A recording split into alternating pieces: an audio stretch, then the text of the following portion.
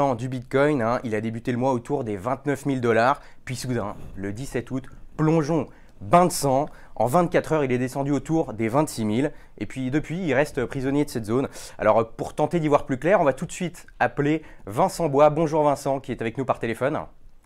Bonjour. Tu vas nous expliquer, hein, on va essayer d'y voir plus clair avec toi. Que s'est-il passé il y a 10 jours? Pourquoi un tel bain de sang le 17 août en passant des 29 000 $ d'un seul coup aux 26 000 $?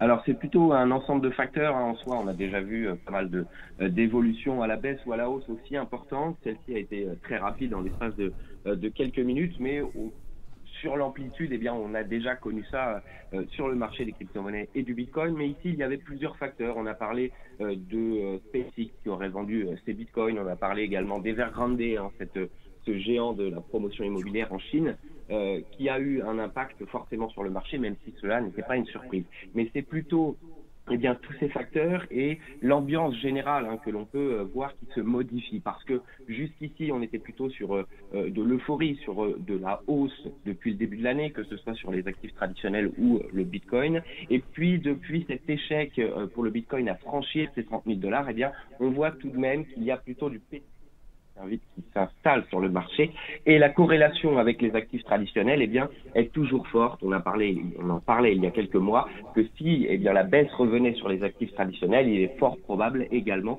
que le Bitcoin et les crypto-monnaies en soient impactés. Donc c'est tous ces éléments qui ont expliqué un peu cette baisse, hein, qui peut intervenir un peu n'importe quand lorsqu'on trade sur les crypto-monnaies.